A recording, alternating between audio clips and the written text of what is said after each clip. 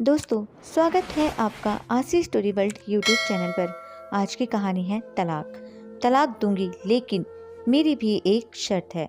जब मैं रात को घर पहुंचा तो मेरी पत्नी ने खाना लगाया। मैंने उसका हाथ अपने हाथों में लिया और कहा, मुझे तुमसे कुछ जरूरी बात कहनी है। वो शांत होकर बैठकर खाना खा रही थी।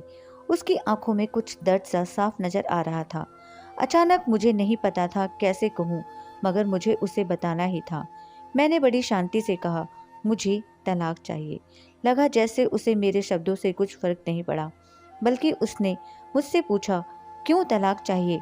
मैंने उसके सवाल को अनसुना किया तो उसे गुस्सा आ गया। उसने चम्मच उठाकर फेंक दिया और जोर से चिल्लाई, तुम इंसान नहीं हो। उस रात हमने एक दूसरे से बात नहीं की। वो रो रही थी। मुझे पता था कि वो जानना चाहती थी कि आखिर ऐसा क्या हुआ जो हमारा रिश्ता टूटने की कगार पर आ गया।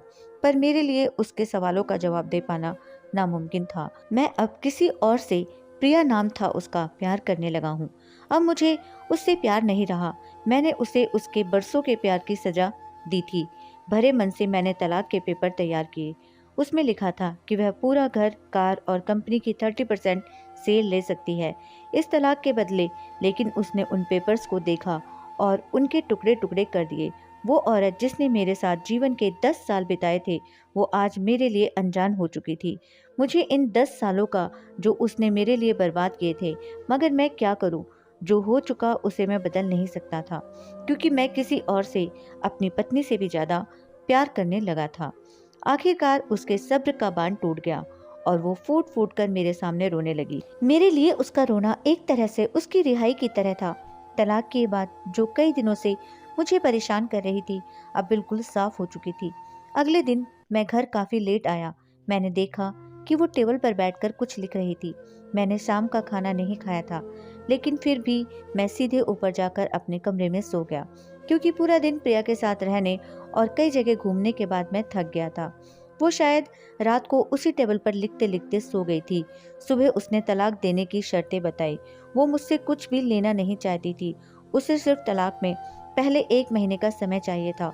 उसने आग्रह किया कि इस 1 महीने में हम दोनों वही पुराने वाला जीवन जिएं जितना संभव हो सके, क्योंकि आने वाले महीने में हमारे बेटे की परीक्षा है। वह नहीं चाहती थी कि हमारे टूटे रिश्ते का प्रभाव उसकी पढ़ाई पर पड़े। मुझे भी यह ठीक लगा, मगर वो कुछ और भी चाहती थी। जैसे शादी के दिन मैं उसे उठाकर अपने शयन कक्ष तक ले गया था, उसी तरह हर रोज 1 महीने तक मैं उसे शयन कक्ष से उठाकर मुख्य द्वार तक ले जाऊं। मुझे लगा यह पागलपन है, मगर इन आखिरी दिनों को थोड़ा अच्छा बनाने के लिए मैंने उसकी यह शर्त स्वीकार कर ली। मैंने प्रिया को अपनी पत्नी की सभी शर्तें बताई। वो हंसने लगी। उसे लगा मेरी पत्नी कितने भी तरीके अपना ले, तलाक होना तो तय है। मेरी पत्नी और मैं किसी से भी इस दौरान नहीं मिले थे, लेकिन उस दिन जब मैं उसे पहली बार उठाकर गेट तक ले गया तो हम दोनों काफी अजीब महसूस कर रहे थे। पीछे से हमारा बेटा भी खिलखिलाकर खुश हो रहा था। अगले दिन यह काम थोड़ा सामान्य और आसान हो गया। वह मेरे सीने से लगी थी और मैं उसकी खुशबू महसूस कर रहा था।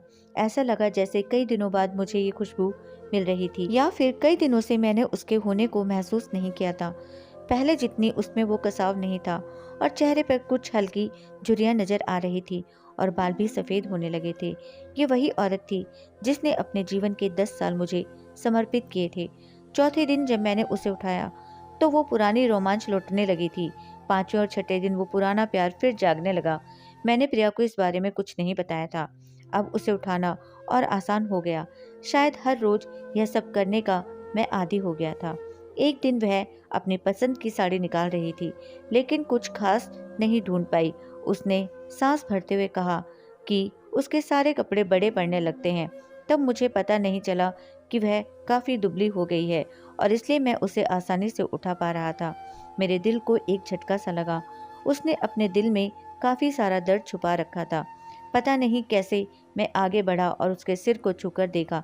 अचानक हमारा बेटा आया और बोला कि पापा, ये तो मम्मा को उठाकर बाहर ले जाने का समय हो गया। उसके लिए अपने पापा द्वारा मम्मा को इस तरह उठाकर ले जाते हुए देखना जीवन का अभिन्न हिस्सा बन गया था। मेरी बीवी ने हमारे बच्चे को बुलाया और जोर से उसे गले लगा लिया। मैंने अपना चेहरा दूसरी तरफ कर लिया। मुझे लगा कहीं मैं अपना निर्णय ना बदल लूं। मैंने अपनी पत्नी को रोज की तरह उठाया और बेडरूम से सिटिंग रूम होते हुए हाल तक ले गया। उसने प्यार से अपने दोनों हाथ मेरी गर्दन के आसपास रख दिए थे। मैंने उसे जोर से पकड़ रखा था, बिल्कुल हमारे सुहागरात की तरह, मगर उसका इतना कम वजन मुझे परेशान कर रहा था। महीने के आखिरी दिन जब मैंने उसे उठाया तो मेरे लिए एक कदम भी चल पाना मुश्किल हो रहा था। हमारा बेटा स्कूल जा चुका था। मैं अपनी कार में ऑफिस गया और कार से कूदकर बाहर आ गया। बिना कार को लॉक किए मुझे डर था कि अब एक पल की भी देरी मेरा इरादा बदल देगी। मैं ऊपर गया। प्रिया ने दरवाजा खोला और मैंने उससे कहा, प्रिया, अब मैं अपनी पत्नी से तलाक नहीं लेना चाहता। उसने मुझे देखा और मेरे सिर पर हाथ फेर कर कहा, तुम्हें बुखार तो नहीं है? मैंने उसका हाथ हटाया और कहा, सॉरी प्रिया, अब मुझे अपनी पत्नी से तलाक नहीं चाहिए।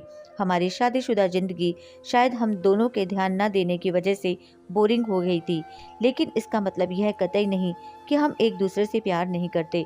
अब मुझे एहसास हुआ कि जिस दिन मैं उसे शादी करके अपने घर लाया था, उस दिन से जीवन के आखिरी दिन तक मुझे उसका साथ निभाना है। प्रिया के होश उड़ गए।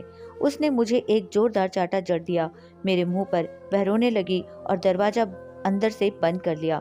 मैं सीढ़ियों से नीचे उतरा और आकर अपने कार में बैठ गया। आगे एक फूल वाले की दुकान पर रुका और अपनी प्यारी पत्नी के लिए एक सुंदर सा गुलदस्ता लिया। दुकानदार ने पूछा कि इस पर क्या लिखना है। मैंने मुस्कुराते हुए कहा कि मैं तुम्हें जीवन के आखिरी दिन तक यूं ही उठाता रहूंगा, मेरी अर्धांगिनी। उस शाम जब मैं घर आया, हाथों में गुलदस्ता लिए, मेरे चेहरे पर एक मुस्कान थी। मैं ऊपर अपने कमरे की तरफ भाग कर गया, लेकिन तब तक वह मुझे छोड़कर इस दुनिया से जा चुकी थी, हमेशा के लिए। वो कई महीने से कैंसर से लड़ रही थी, लेकिन मैं प्रिया के साथ इतना खोया हुआ था कि कभी ध्यान ही नहीं रहा। उसे पता था कि वह जल्दी ही मुझे छोड़कर जाने वाली है, इसलिए वह मुझे और मेरे बेटे के रिश्ते को टूटने से बचाना चाहती थी। मैं नीच उससे तलाक लेना चाहता था, लेकिन फिर भी उसने मुझे अपने बच्चे की नज़रों में एक प्यारा पति और पिता बना दिया। जीवन की छोटी छोटी बातें रिश्तों में बहुत महत्व रखती हैं। बड़ा घर, बड़ी कार और बैंक बैलेंस ये खुशियों का हिस्सा जरूर बन सकते हैं, मगर अपनों के बिना इनकी कोई कीमत नहीं। दोस्तों, यह थी हमारी आज की कहानी। उम्मीद करती हूँ आपको पसंद आई होगी। आपका क्या कहना है इस कहानी के बारे में, हमें कमेंट करके जरूर बताएं। वीडियो को लाइक करके चैनल को सब्सक्राइब करना मत भूलिएगा प्लीज़। मेरा चैनल नया है, मुझे सपोर्ट कीजिए। आपका कीमती समय देने के लिए दिल से शुक्रिया।